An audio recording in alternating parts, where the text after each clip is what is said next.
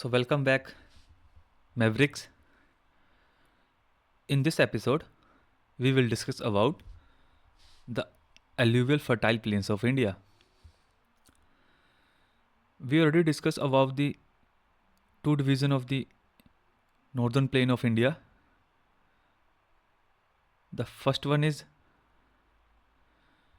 Bhabar, second is Tarai, and third one is alluvial plain. As we know, the alluvial plain of India spanning across the Indo-Gangetic basin, which are amongst the most fertile and economical significant region in the world. These plains formed by the sediment deposition from the Himalayas provide the foundation for India's agriculture dominance and sustain a large portion of the population. India के लिए एल्यूबियल planes बहुत ज़्यादा important है. ये plane form हुए हैं sediment से जो कि हिमालय से आ रहे हैं. We already discussed what is the role of sedimentation to forming any landscape. We discussed about the significance of sedimentation in previous episode when we discussed about the Tarai region. Despite their high productivity, the region faces critical challenges such as soil degradation, groundwater depletion, flooding, as we discussed in the last episode about the river Koshi, the source of the Vihar. सो कौन कौन से challenges है? Soil degradation, groundwater depletion, flooding and urbanization pressure. Addressing these issues through sustainable agricultural practices, advanced water management system and strategic infrastructure development is essential to ensure long-term prosperity and ecological balance. We know the south of the Tarai belt consisting of old and new alluvial deposits known as Bangar and Khadar. जब हमने northern plain को 3 part में divide किया था तो first था Babar, second था तराई और थर्ड था एल्यूवियल प्लेन. अगर एल्यूवियल प्लेन को हमें और डिवाइड करें तो इसको मैं 2 पार्ट में डिवाइड कर सकता हूँ. The first one is Bangar and second one is Khadar. Okay. These plains have characteristic feature of mature stage of fluvial erosional and deposition landforms such as landwars, meanders, oxbow lakes and braided channels. So now the question is why we call it as a mature stage fluvial erosional and deposition landforms? Because as we know there are 3 stages when we describe the physiography of an area. It is the outcome of structure, processes and stage of development. And how we describe the stage of development? It can be described by 3 forms: young, mature and old. young कहाँ पे होगी? जहाँ से मेरा start होगा. जैसे Himalaya reason में जो मेरी रिवर्स होंगी वो यंग स्टेज पे होंगी. हायर स्लोप होगा, हायर स्पीड होगी, लेस सेडिमेंटेशन होगा, लेस सेडिमेंटेशन कम होगा, वेदरिंग ज़्यादा होगी. और जब मेरा वो मैच्योर स्टेज में आ जाएगा स्पीड रिवर की कम हो जाएगी, sedimentation as compare to young stage ज़्यादा होगा. और जब वही रिवर मैच्योर स्टेज पे आएगी तो सेडिमेंटेशन और डिपोजिशन जो सेडिमेंट्स ऊपर से लेके आई है उनका ज़्यादा होगा. That's why we call it mature stage of fluvial erosion and depositional landforms. क्योंकि यहाँ पे सबसे ज़्यादा कम स्पीड होगी रिवर की as compare to young and mature stage. That's why we already discuss about the phenomena that is meandering. Why river meanderings? Because of the sedimentation. because of the sedimentation deposition. The Brahmaputra plains are also known for their riverine island and sandbars. Most of these areas are subjected to periodic flood and shifting river course, forming braided stream. हमने कल देखा था जो Koshi river है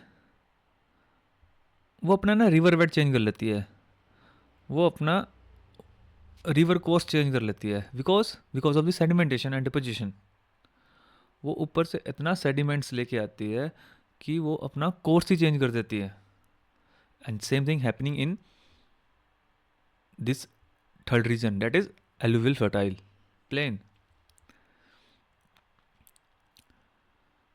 अगर हम बात करें कि खादर क्या है और बांगर क्या है, जो रिवर के पास होगा ना वो होगी खादर, और जो थोड़ी दूर पे होगी वो होगी बांगर. जो मेरी खादर सॉइल है वो न्यू सॉइल है, और जो मेरी बांगर सॉइल है वो ओल्ड सॉइल है. सो सौरभ, ये बताओ कि खादर और बांगर में से कौन सी ज़्यादा फर्टाइल होगी, खादर होगी या बांगर होगी, और क्यों?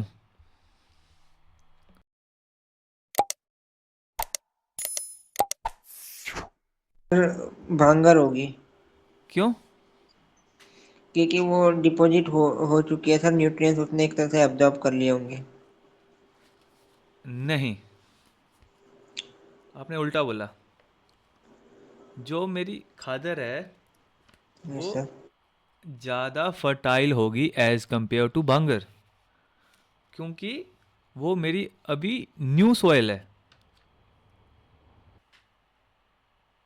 Because the Khadar region receive the annual layer of fresh sediments, और सेडिमेंट्स जब फ्रेश आएंगे तो उससे क्या होगा सर, क्या होगा? न्यूट्रिएंट्स आएंगे सर उसमें, सर न्यूट्रिएंट्स आएंगे माइक्रो ऊपर से न्यूट्रिएंट्स नीचे। आएंगे. और यस सर। हम किस बेस पे बोलते हैं कि सॉइल की फर्टिलिटी ज़्यादा या कम है? उसमें न्यूट्रिएंट्स की जितने प्रेजेंट है उसके हिसाब से। न्यूट्रिशन का content present in the soil. Yes sir. तो किस में ज़्यादा होगा, बांगर में ज़्यादा होगा या खादर में ज़्यादा होगा? नहीं सर, खादर में। यस, क्योंकि वो सेडिमेंट रिसीव कर रही है हर साल. क्योंकि रिवर क्या अपने साथ क्या लेके आ रही है, सेडिमेंट लेके आ रही है, और यहाँ पे वो डिपॉजिट हो रहे हैं. ओके. अगर हम इस पिक्चर को ध्यान से देखें तो ये पिक्चर क्या शो कर रही है? ऊपर शिवालिक हिल्स है, we can also call it outer Himalayas, then Bhabar region, then Terai and Bangar. अगर आप ध्यान से इन पिक्चर को देखोगे ना तब आपको पूरी क्लैरिटी आ जाएगी. अगर मैं इस पिक्चर को ध्यान से देखूंगा तो मुझे क्लियर हो जाएगा कि क्यों हम बोलते हैं कि जो बाबर रीजन है वो फर्टाइल नहीं है. आप देख सकते हो कि बाबर रीजन में जो सॉइल है वो उस अमाउंट में नहीं है जिस अमाउंट में एलुवियल प्लेन में है. वहाँ पे ज़्यादातर रॉक्स हैं, और तराई रीजन है वहाँ पे स्वैम्स हैं, मतलब पानी की मात्रा वहाँ पे ज़्यादा है. We discuss yesterday about swamps and marshes, so that is conducive for biodiversity. So if we talk about the difference of khadar and bangar, we can say that जो मेरी खादर है वो है new alluvial deposit soil, more fertile, near to the river. And for Bangar we can say that old alluvial deposits far from river and less fertile as compared to khadar. तो सौरभ, अगर मैं आपसे पूछूं out of Bhabar, Khadar, sorry, out of Bhabar, Bangar and Terai which soil is more fertile, तो क्या answer होगा आपका? Sir Khadar ही। दोबारा से सुनो question. Out of Bhabar, Bangar and Terai which soil is more fertile? Sir Khadar. Out of Bhabar, Bangar and Terai, which soil is more fertile? Khadar तो पूछा ही नहीं मैंने. अच्छा, भांगर सर, भांगर. Yes.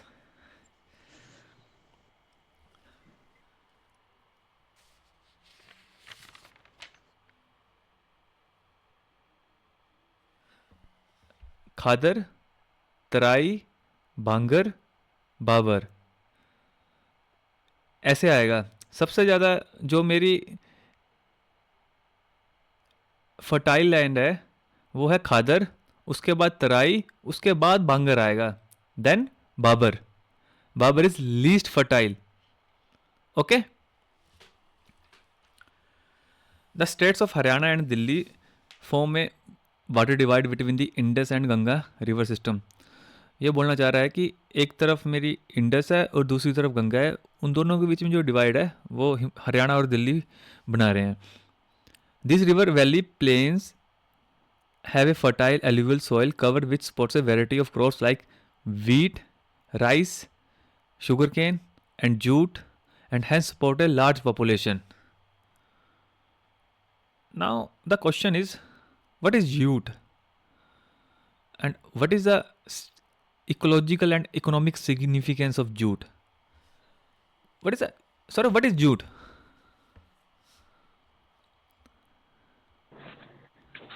Don't know, sir. Okay, no problem. We can understand about the importance of jute for India through this video.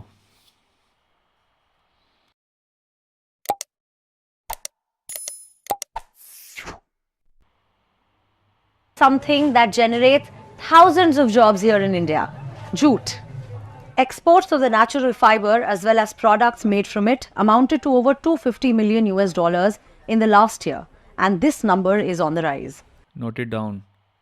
$250 million, not rupees, dollar. Bags, rugs, yarn. What's the appeal?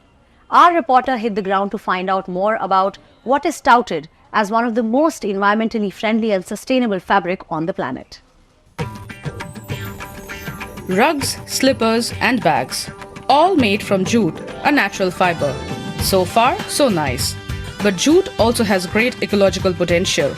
For example, jute totes as an alternative to plastic bags.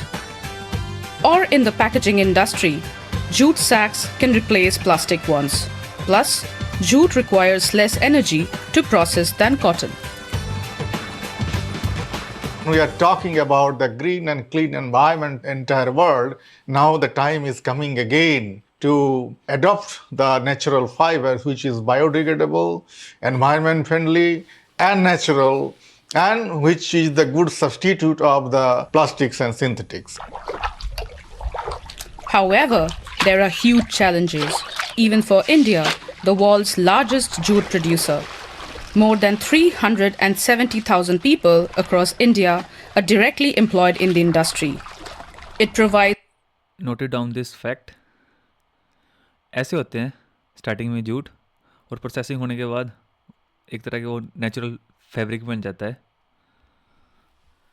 It's a livelihood for some 4 million farm families. Guna Chandra Deuri, a farmer from Assam, has been growing jute for nearly a decade. Planting and harvesting jute is a big deal and a huge responsibility. And it takes money every step of the way. From the time we plant the jute till the time it gets harvested.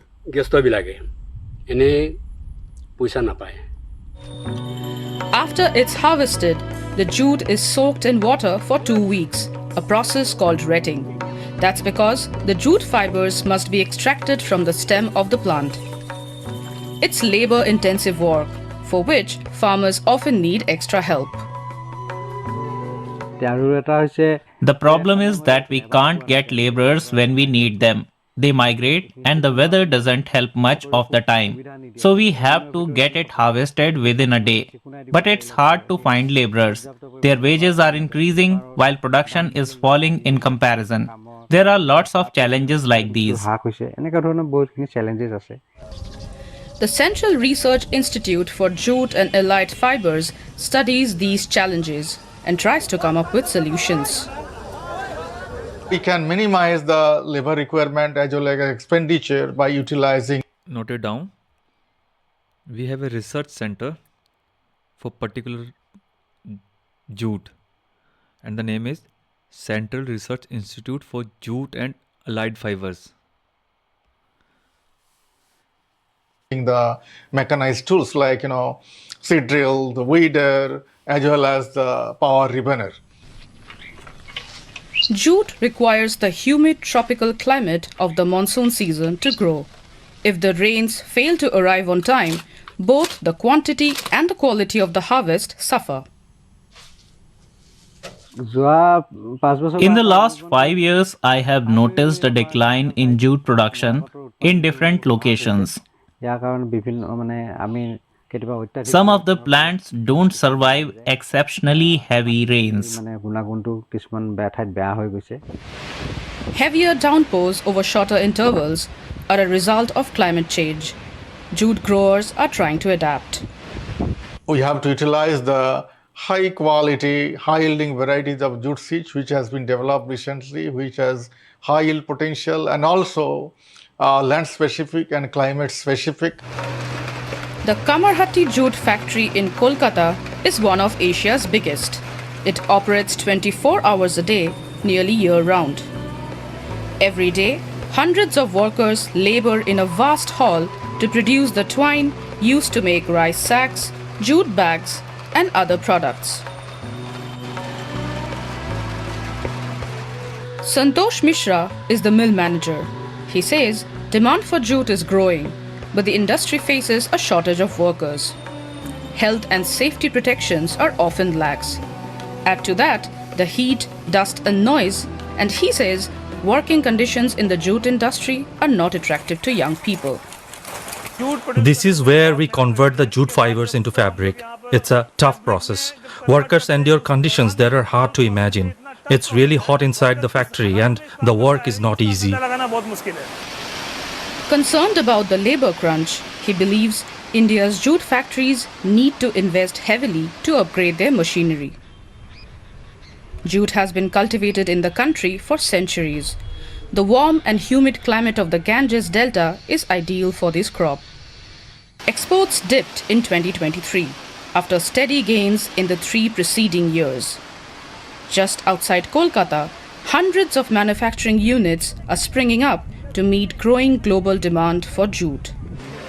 By 2023, the Indian jute bag market was worth over $280 million.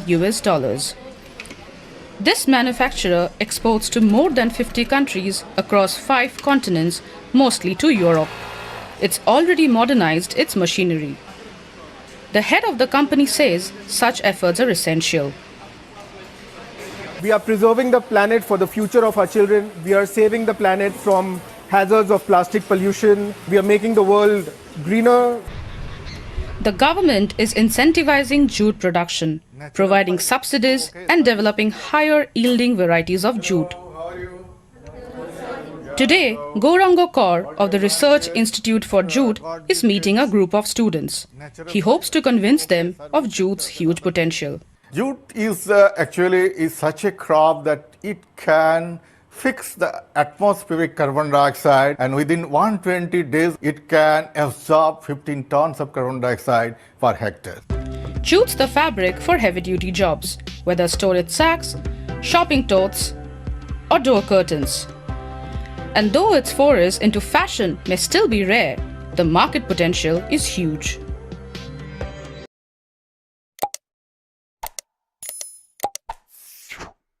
This is the website of Jute Corporation of India Limited, a government of Indian enterprise under Ministry of Textile. हमारे पास एक अलग से corporation है, jute corporation of India, which was incorporated by Government of India in 1971 as a price support agency with the clear mandate for the procurement of raw jute without any quantitative limit from the growers at the MSP. तो जो jute की significance है ना India के agriculture और industrial sector में बहुत ज़्यादा है। जूट को गोल्डन फाइबर भी बोला जाता है। इंडिया के जो फार्मर है और जो जूट की इंडस्ट्री है, ये बहुत ही ज़्यादा इम्पोर्टेंट है इकोनॉमिक सेंस में। जूट मेनली वेस्ट बंगाल, बिहार, असम में उगाया जाता है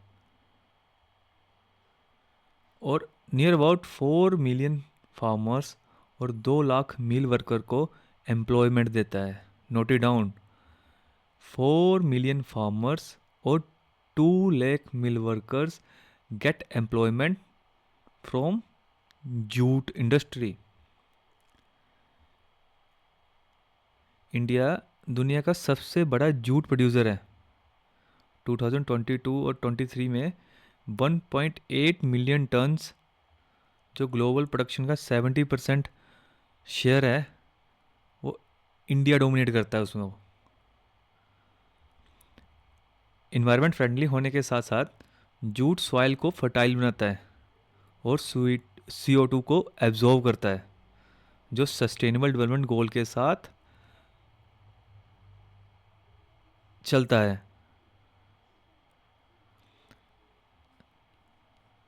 So jute is very important in the context of India, but there are many challenges in cultivation, also in industry. So the agriculture challenges is, as we saw in the video, climate vulnerability, because it requires high rainfall near about 150 to 250 centimeter and fertile alluvial soil, making it susceptible to droughts and floods.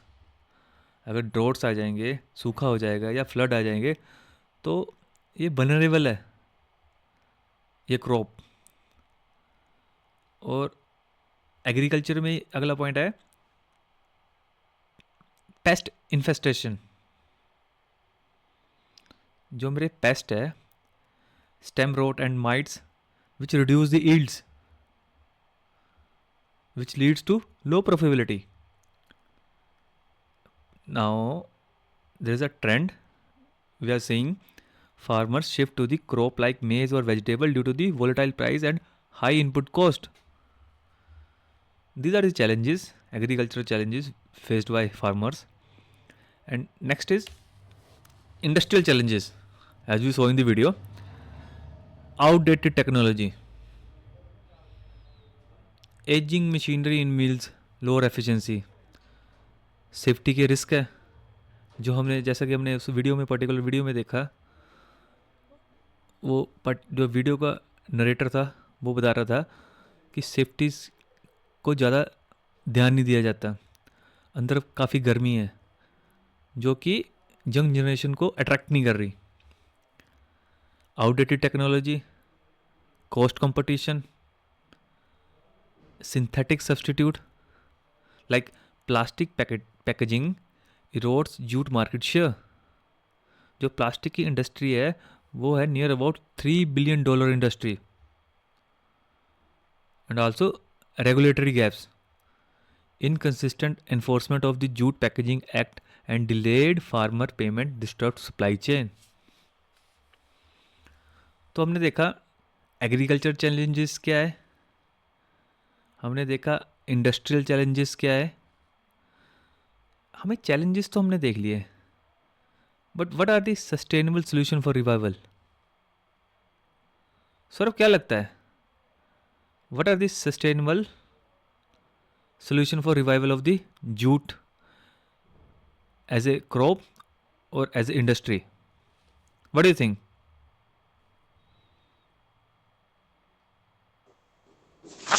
Sir, we can implement various schemes for jute farmers. Like? Like, sir, we can buy at a higher rate. Okay, no Or problem. Yes, sir. Or industrial, we can also improve safety features in industry. Yes, we can do that. Yes, sir. So in the sustainable solution for And revival, yes, sir. we can say that modernization and diversification. We can upgrade the mills with automated looms and IoT for productivity. We can promote high value products. Also, we can take farmer centric measures. We can distribute climate resistant seeds, for example, JRO 204, and promote drip irrigation. We can, as a policy measure, we can expand MSP procurement and integrate farmer into FPO for better pricing. The first we can do modernization and diversification. Second, we can take the measure farmer centric measure. Third, we can do policy and market initiatives. We have to strengthen the Jute Packaging Act to include more commodities. We need to launch eco-labeling campaign, example Jute India, to target global green markets. We need to incentivize R&D through the National Jute Board for innovative application. You can understand the significance of jute. By this, we have the National Jute Board. हमारे पास एक particular board है jute के लिए, national jute board. And the fourth point would be global competitiveness. We can negotiate trade agreement to reduce tariffs in EU and Africa market about the entry of jute. We can Sir, also, what is tariff? the tariff is, it is kind of a tax which is put by a nation on the goods and services provided by the another country. Like अगर आप businessman हो और अगर आपको कोई सामान अपना इस इंडिया के बाहर बेचना है, like you have to sell it to other country like Nepal and other country like USA or Europe, that country decide how much tariff they will put on your product in the entry level.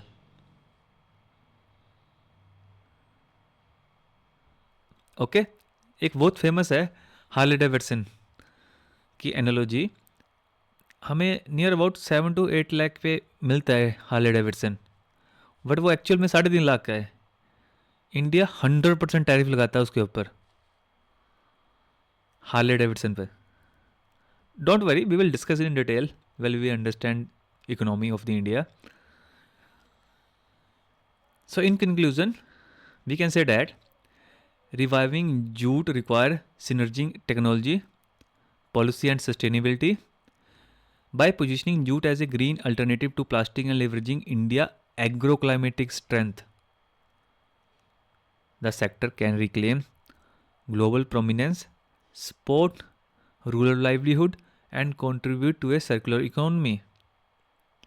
Strategic investment and inclusive policies will ensure jute remains a cornerstone of India's socio-economic fabric. Understand?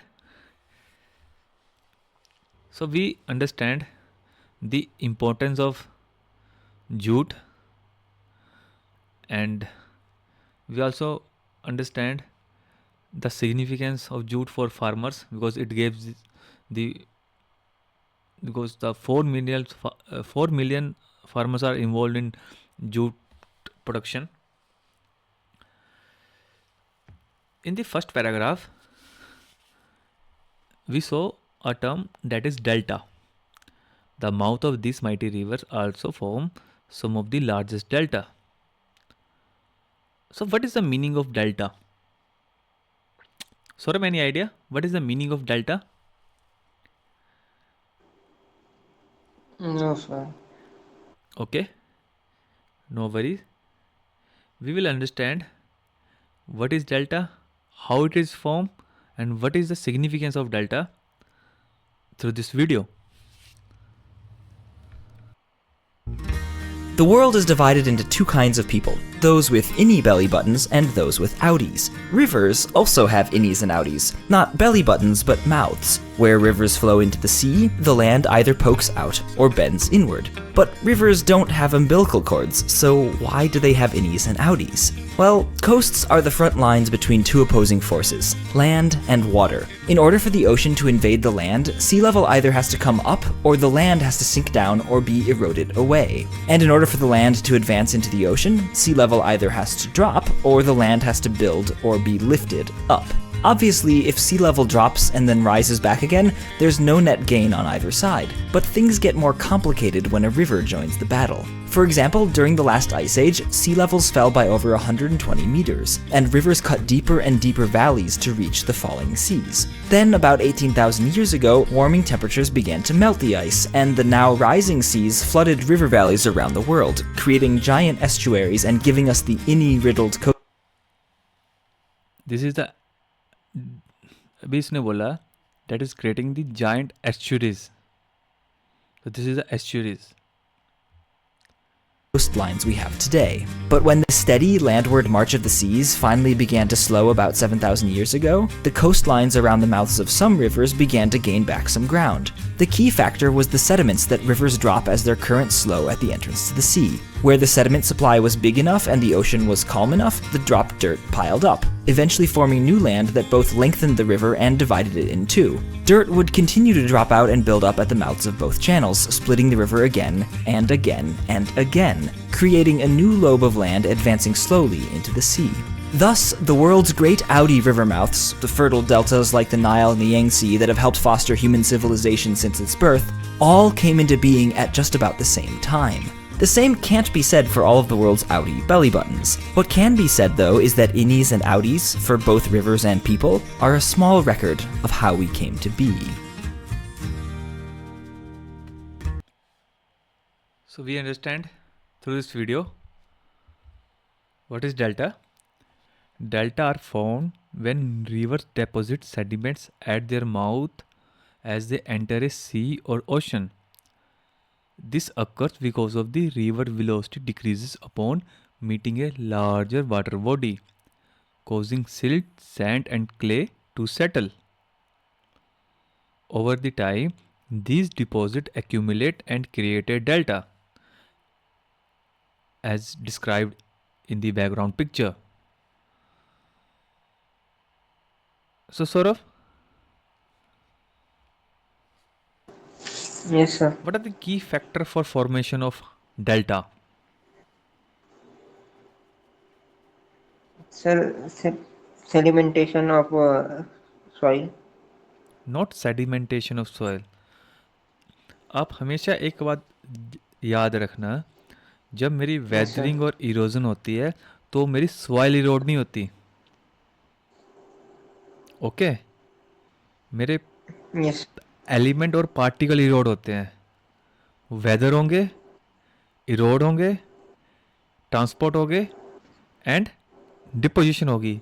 जब deposition होगी तो कई हजारों साल लगेंगे उस particles को, उस एलिमेंट्स को सॉइल बनने में, उसकी क्ले आने में, उसके अंदर ह्यूमस आने में.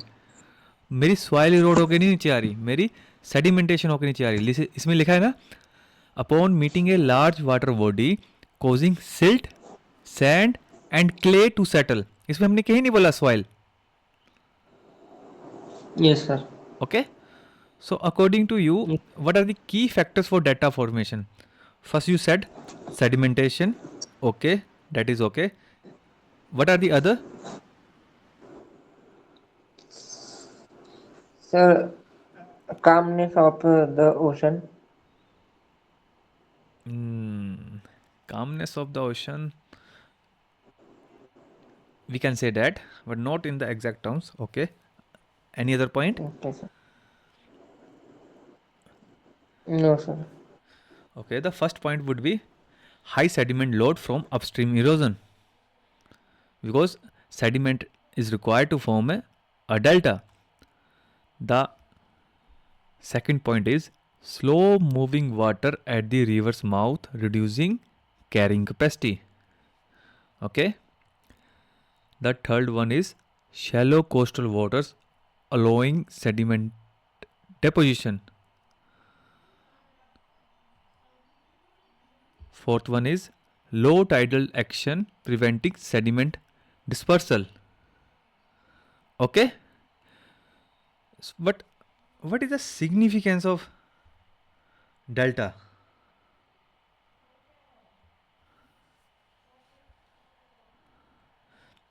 In the example, we can say that the Ganga Brahmaputra delta, that is Sundarbans.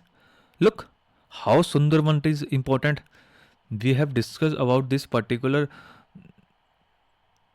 Sundarban so many times in so many episodes. So the Ganga Brahmaputra delta, Sundarban, is the world largest delta formed by extensive sediment deposition from these rivers. Just wait a minute.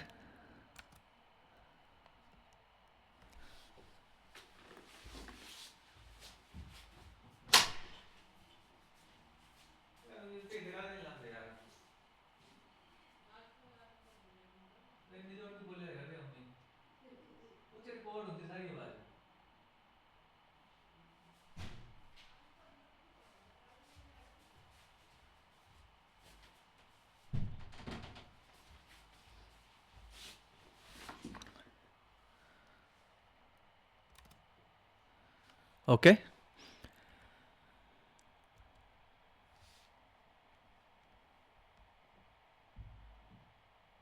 So now the question is, discuss the formation and types of delta with suitable example and analyze the ecological and economic significance of delta in India. Also, examine the major challenges faced by deltic region and suggest sustainable measure for their conservation and management. We just discussed about the formation of delta. We also know what is delta. A delta is a landform created at the mouth of a river where it meets a standing water body like ocean, sea or lake. It forms due to the deposition of sediments carried by the river as the flow velocity decreases. We also know for the formation of delta we need sediment deposition. Okay. And now the question is type of delta. The first one is arcuate delta, ARCUATE delta. We also call it as fan-shaped delta, which is formed when sediment spread out in a fan shape with multiple distributaries. Example, Sundarban delta. Sundarban delta is a arcuate delta. The second one is world foot delta, which is named for its resemblance to a world's foot with elongated distributaries extending into sea. इसका example है the Mississippi delta in the US. तो ये एक और है estuaries delta form within a estuary where river sediment mix with sea water. इसका example है the Narmada and Tapi delta. The fourth one is truncated delta occurs when erosion or human activities prevent full delta development. Example, Mahanadi delta, which has been affected by coastal erosion. These are the some important type of delta which can be asked in the UPSC prelims or can be asked in the mains. But the main question is ecological and economic significance of delta in India. So Saurabh, what do you think? What is the ecological significance of delta?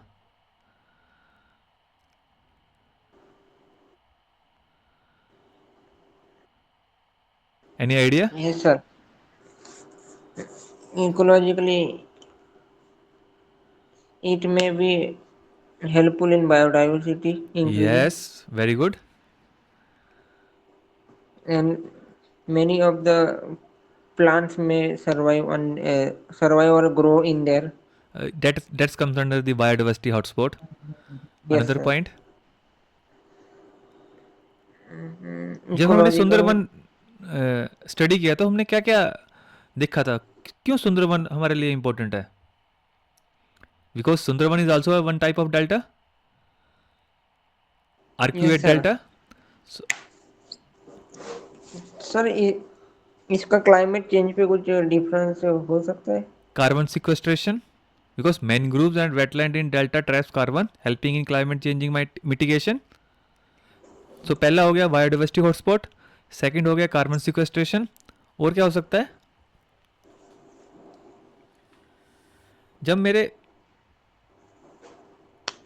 Tsunami आएगी yes sir. तो ये it act as a natural disaster buffer, because they act as a natural barriers against cyclone, tsunami and coastal erosion by absorbing wave energy. अब नीचे देखो इस photo में, मान लो इस साइड मेरे ओशन है, अगर इधर से वेव्स आएंगी, बड़ी वेव्स, तो ये क्या करेंगी? काफ़ी सारी उसकी एनर्जी को तो एब्जॉर्ब ही कर लेंगे, करेंगे या नहीं करेंगे? यस सर, करेंगे। So the first point would be biodiversity hotspot, because delta support rich ecosystem with mangroves, estuaries and wetlands. We know what is mangroves, we know what is wetland. We also saw in the video about estuaries. इसका prominent example है Sundarban, home to the Royal Bengal tiger. The first point is biodiversity hotspot, second is carbon sequestration, third point natural disaster buffer, because they act as a natural barrier against cyclones, tsunami and coastal erosion by absorbing wave energy. The fourth point would be fisheries and aquatic life. Estuarine environments provide breeding and nursery ground for fish and other marine species. These 4 points we can write in the ecological significance. Then what is the economic significance of delta? We can say that agriculture, because delta have high fertile soil, alluvial soil, making them crucial for rice, wheat and pulses cultivation.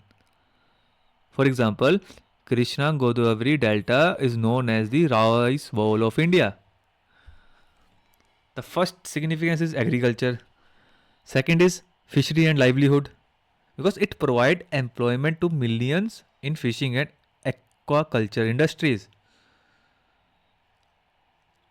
The third one, we can say that water transporter, river and distributaries in delta support inland navigation and trade. First point is agriculture, second is fishery and livelihood, third is water transport. The fourth point would be tourism and cultural heritage. Location like Sundarban, Shilka Lake and Pichavaram attract tourism, ecotourism and pilgrimage activities. We discussed formation, we discussed ecological and economic significance of delta. So what are the major challenges faced by region, deltic region, and suggest measurable sustainable measure for their conservation and management? So sir आपको क्या लगता है कौन से challenge face कर रहा है ये? What do you think? According to you, what are the challenges faced by deltic region?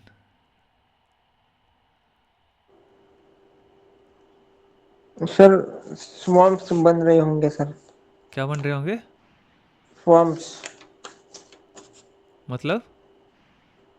Sir कल जो देखे ना मार्चेस और स्वम्प्स, हाँ, उनकी वजह से भी सर बैक्टीरिया अलगे अलगे बनते हैं ना सर। उससे क्या होगा? सर एक तरह से एक्वेटिक लाइफ को अफेक्ट करेगा वो। Yeah, swamp is good for biodiversity. How swamp are harmful for biodiversity? Okay. यार सबसे जो इम्पोर्टेंट है ना, यस सर। सबसे जो मेजर चैलेंज है वो है climate change and rising sea level. Okay, yes sir. No worry, we will discuss.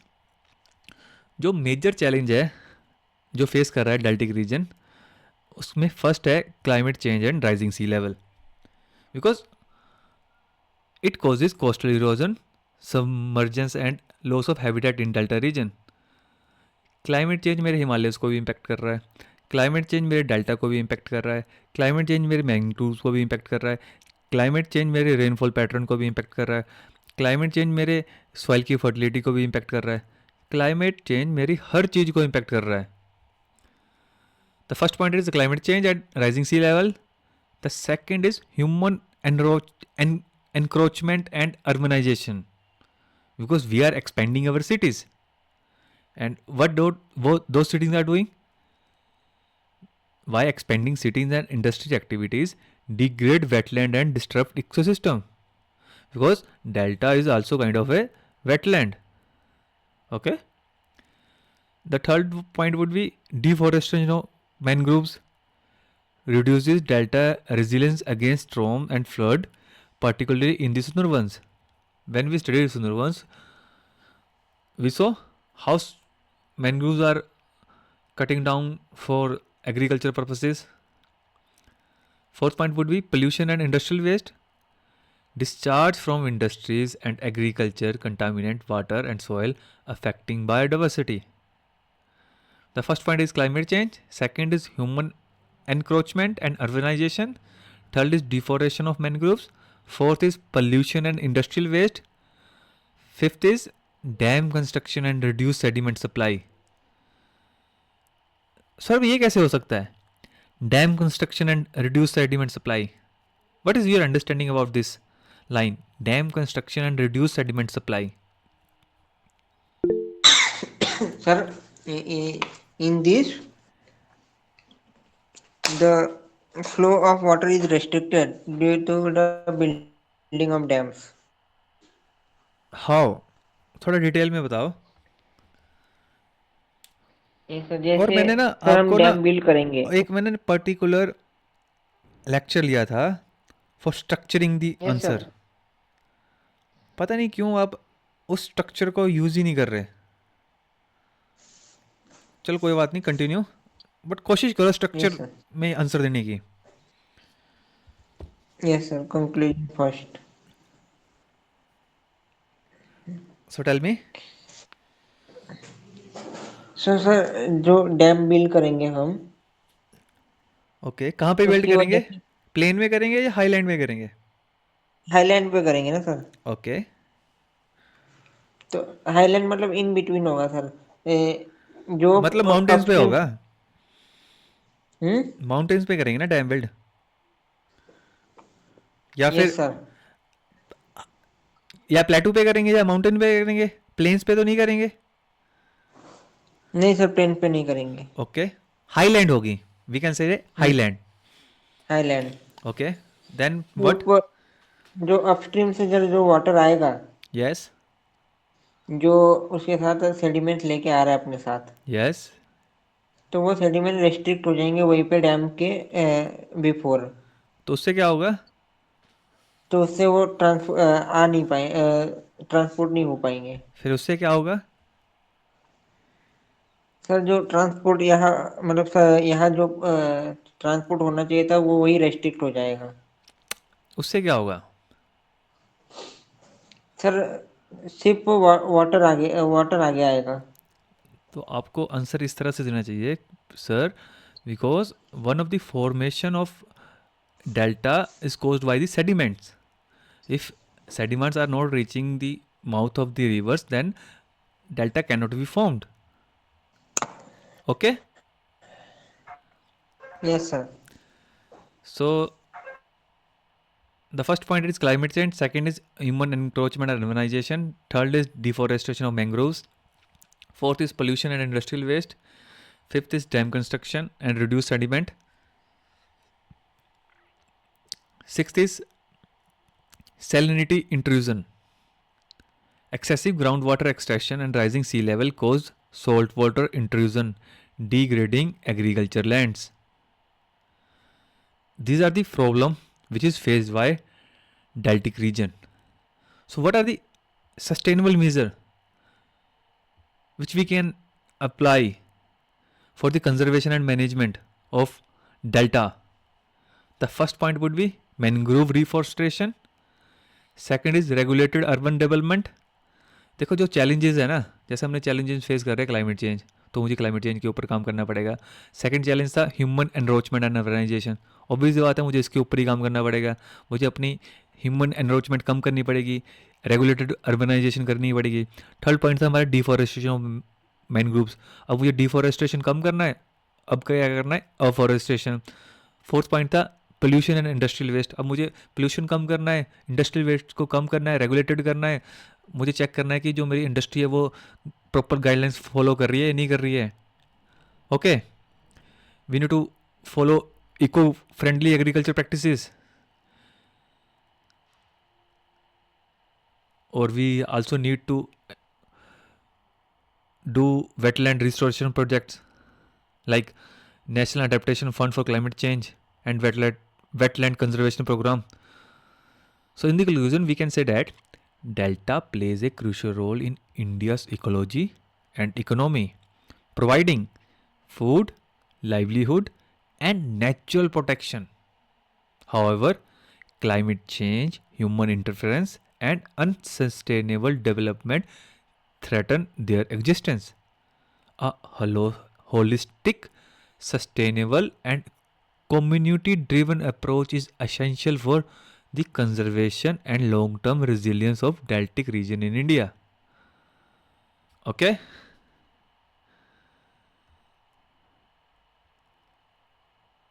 The next question is, ये आपको खुद करना है, इसके बारे में मैं कुछ नहीं बताऊंगा because we have already discussed about this question.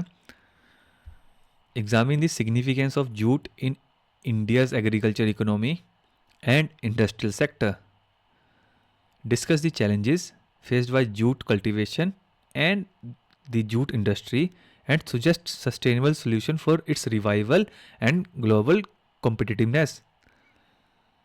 इसको करो. This is a homework.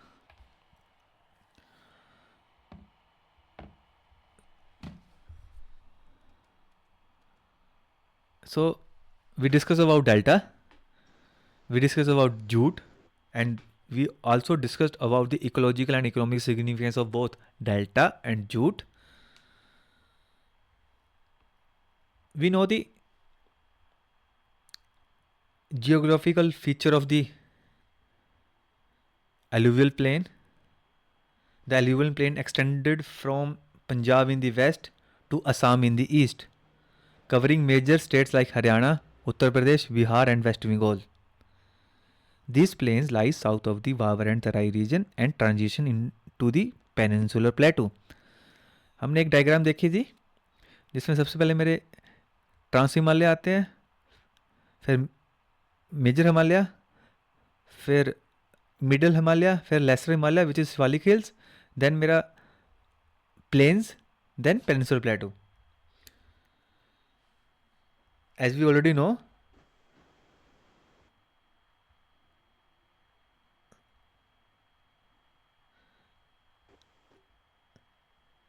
the alluvial plain is divided into two regions, Bangar and Khadar. Bangar is old soil and Khadar is new soil. If we talk about the geological characteristics of the alluvial plain, if we talk about the composition, the plains are formed by sediment deposited by the Indus, Ganga and Brahmaputra river over thousands of years. The soil is rich in silt, clay and sand, making it one of the most productive agricultural lands globally. If we talk about the topography, the flat and gentle sloping, making it ideal for large scale mechanized farming. Frequent river meandering and shifting course due to sediment deposition. The flat terrain and fertile soil create an agriculture powerhouse, but the soil erosion, land degradation and river flooding require urgent intervention. We already discussed in the previous episode about the Saurav Vihar, Kosi, and what are the measures which we need to take to reduce the impact of the Kosi flooding. Now, if we move towards the hydrology and water resources management of the alluvial plain, they are the major rivers in this plain. The first one, Indus Basin, which include Punjab, Haryana and Rajasthan.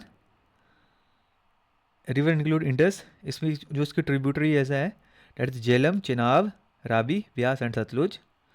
The second major river is Ganga Basin, which capture the states like Uttarakhand, Uttar Pradesh, Bihar, West Bengal. Ganga and its tributary Jamuna, Gagra, Koshi, Gandak, Son, etc. The third major river is Brahmaputra Basin, which cover Assam, Arunachal Pradesh and Sikkim.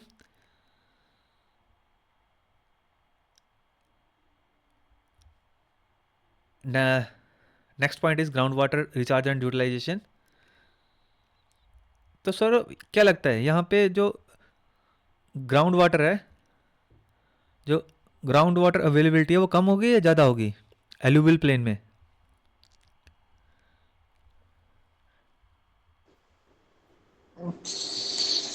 Ground water sir यहाँ पे अगर ज़्यादा होगा तो क्यों होगा, अगर कम होगा तो क्यों होगा? सर ज़्यादा होगा क्योंकि ये अपस्ट्रीम से डाउनस्ट्रीम आ रहा है सर। क्या अपस्ट्रीम से डाउनस्ट्रीम आ रहा है, थोड़ा एक्सप्लेन करो। अब जो वाटर सोर्स है सर इसका, किसका? वो ऊपर इसका सर एलुवियल सॉइल का जो है हाँ वो ऊपर से शिवालिक के यहाँ से फ्लो के नीचे आ रहा है सर, ओके ग्लेशियर। सो यहाँ पे जो खड्डर और बंगर है जो सॉइल है वहाँ पे सीप भी होता होगा वाटर ज़्यादा। ओके यस सर, उसकी वजह से ग्राउंड वाटर ज़्यादा होगा। But we can not write this in the paper because in the Yes, paper we have to use the technical terms. Okay, I know you have the understanding, but we need to induce or add the technical terms which will provide us the number.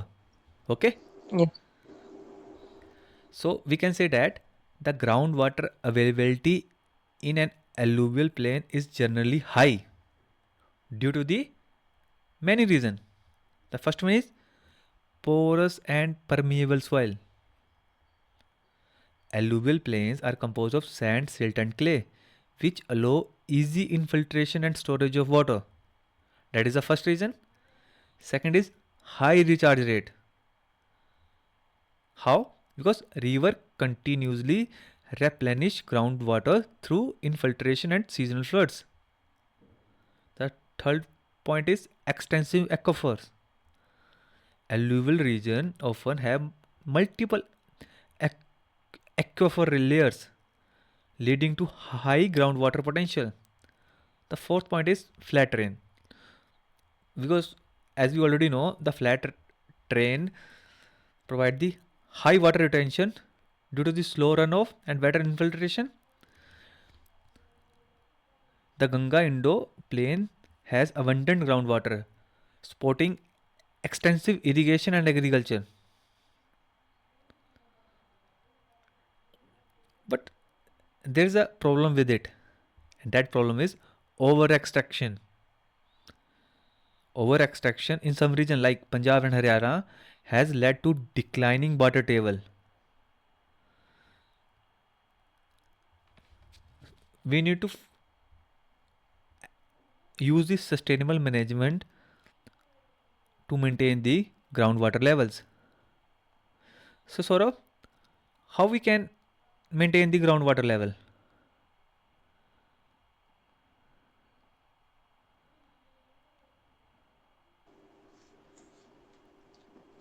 in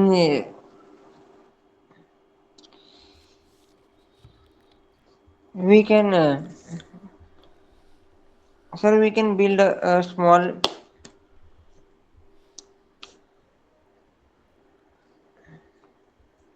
sir I can't recall how that Okay, no worries. yes sir. Sustainable ways to maintain groundwater level. The first point is, and the important point is, and one of the prominent point is rainwater harvesting. We in urban area we can install rooftop rainwater harvesting system to recharge groundwater. In the rural area, we can construct check dams, tank, and recharge pit to enhance infiltration. That is the first point, rainwater harvesting. Second point would be sustainable agriculture practices. We can promote drip and sprinkle irrigation to reduce water wastage. We can encourage crop rotation and drought resistant crops to minimize water demand. Okay, the first point is rainwater harvesting. Second is sustainable agriculture practices. Third Yes, is sir. reforestation and watershed management. We can plant trees and restore wetland and grassland to improve water absorption. We can protect river catchment area to enhance natural recharge. So first point is rainwater harvesting, second is sustainable agriculture practices, third is reforestation and watershed management, fourth point would be controlled groundwater extraction. We can implement regulation on borewell drilling and promote community waste water management. Use smart metering for groundwater uses and uses budgeting in agriculture. Is there any government initiative in India for groundwater to maintaining the groundwater level? Yes. Jal Shakti Abhiyan, Atal Bhujal Yojana, Manrega. Manrega used for water conservation project like pond construction and watershed management. So in the conclusion, we can say that a combination of traditional wisdom and modern technology is essential for sustainable groundwater management. Collective action from government, community, and industries can ensure long-term water security. Okay.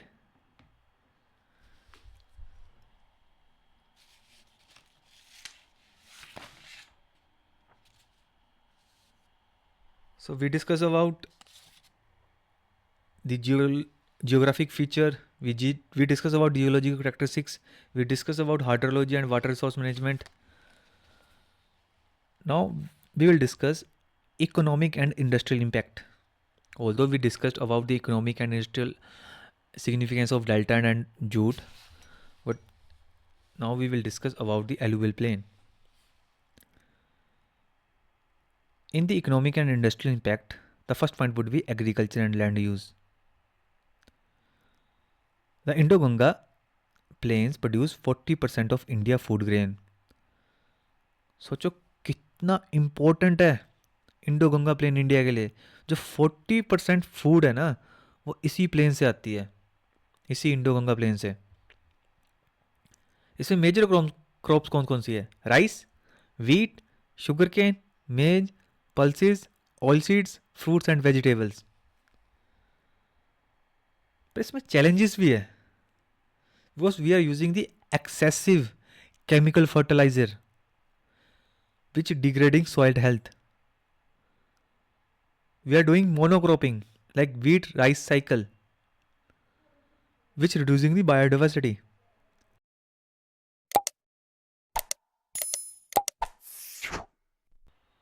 The next point is industrial application and resource extraction. Agro waste industry dominate because sugar, cotton and jute, dairy is a prominent crop in this region because of the fertile soil and the abundant source of water. But what are the strategic concerns? The first and prominent would be soil degradation due to the overuse of fertilizer and pesticides. The second is water intensive farming, which leading to groundwater stress. So what would be the solution for this problem? Soil degradation, water intensive farming, और हमारा पानी का level भी नीचे जा रहा है. The first point would be agroecological farming.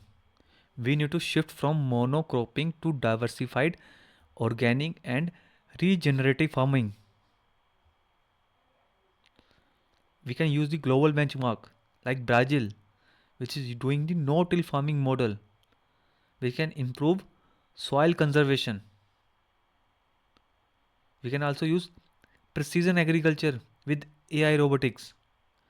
We can use AI powered drones and IoT, Internet of Things, sensor to monitor crop health and optimize fertilizer use. We have the global benchmark, precision farming in the US. The first point is agroecological farming. Second is precision agriculture with AI robotics. Third is urban agriculture and vertical farming. In the urban agriculture and vertical farming, we can say that we need to promote hydroponics and aeroponics in urban areas to reduce land pressure. Which country is doing this? Singapore. Sky green vertical farms.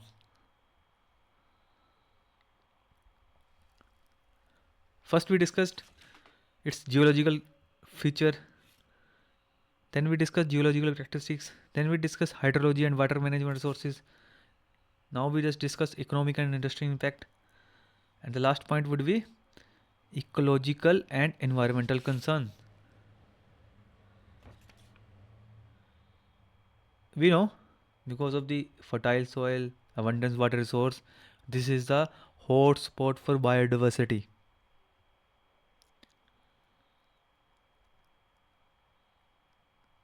Many national parks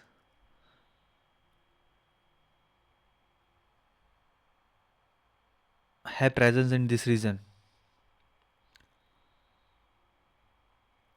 But rapid urbanization and deforestation destroying wildlife habitats, reduced wetlands affecting migratory birds and local ecosystem, climate change and soil erosion.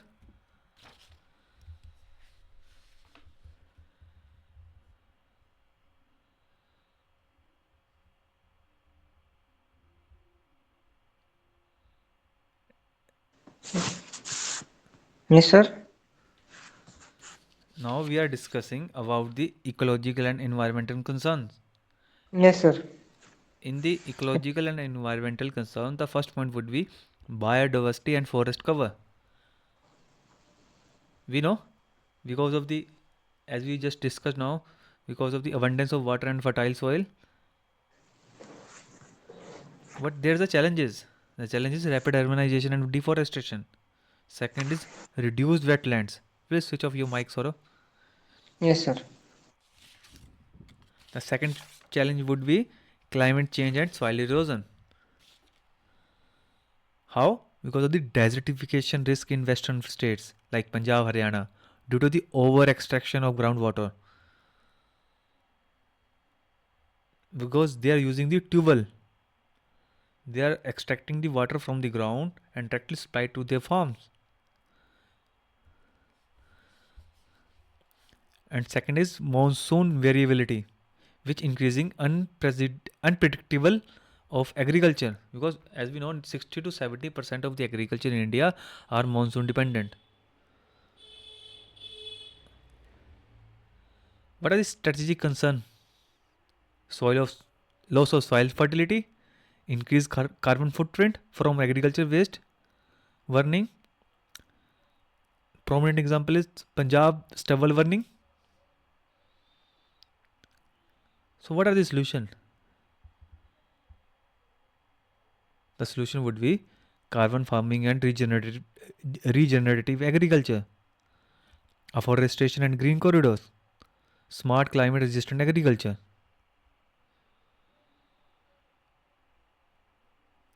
Okay.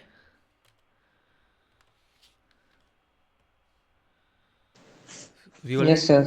We already discussed about the delta. We discussed the key factor for the formation of delta. We discussed about delta and we also discussed about the economical and ecological significance of delta. And then we also discussed about the jute and the significance of jute for India. So note it down. Critically analyze the significance of Khadar and Bangar soil in shaping agricultural landscape of northern plain of India. Additionally, assess the challenges associated with the managing these soil types for sustainable agriculture.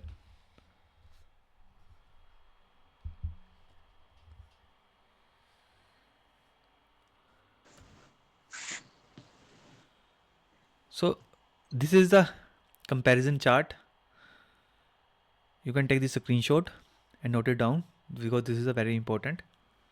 Babar, Tarai, Bangar, Khadar. इसमें first point है location, soil type, permeability, fertility, vegetation, agriculture suitability, water availability, formation process, major regions and key characteristics. तो सौरभ, अगर मैं आपसे पूछूं इन चारों में से सबसे ज़्यादा फर्टाइल सॉइल कौन सी है और सबसे कम फर्टाइल सॉइल कौन सी है? What is your answer? What would be your answer? Sir, the most fertile soil is Khadar, okay. And least? and the least is Bhabbar. और सेकंड में कौन सी है?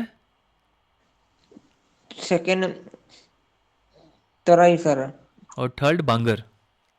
Bangar. ओके. जो बाबर की सॉइल टाइप है वो है coarse, porous, rocky and pebbly. Terai की है fine grain, clayey and marshy. Bangar की है ओल्ड एलुवियल एंड खादर की है new alluvial, fine texture and fertile. Okay. So we wrap up our northern plain. हमने हिमालयन रीजन भी कर लिया है, नॉर्दर्न प्लेन भी कर लिया है. अब कौन कौन से रीजन बचे सर हमारे फिजिकल डिवीजन में? कौन कौन सी डिवीजन बची Saurabh? Yes sir. We discussed about northern and northern eastern Himalayas. Now we Yes, sir. completed northern plain. So what are the other division of India? Sir, annual plains है रहेंगे हो गए ना अभी. What are the other division? Physiographic division. Sir देखना पड़ेगा. So पहली थी हमारी northern and northeastern Himalayas. Second हमने Yes, अभी sir. complete की northern plain. The third would be peninsular plateau. Okay sir, peninsular plateau. Fourth is coastal area. Fifth is the great desert and sixth one is Eastern. island. Okay. Okay sir. So in the conclusion we can say that the alluvial plain are the lifeline of India economy. No doubt. A 0% doubt. But their long-term sustainability depends on scientific resource management and climate smart innovation. We also need transformative policies, high-tech agriculture and integrated water management, because these are the essential to unlocking the full potential of this region. There are three key strategic focus area about alluvial plain. The first one is sustainable water management, smart irrigation and aquifer recharge. Second is agro-industrial revolution, high-tech precision farming. Third is eco conservation and land use planning. ये तीनों की strategic focus area है. Sustainable water management, agro industrial revolution, third is eco conservation and land use planning. So with that we can say that we have completed the northern plains. So any question of any kind we can discuss, or we will rest our class. Saurav, any question of any kind? No sir. Okay, thank you. Jai Hind. Thank you. Jai Hind sir.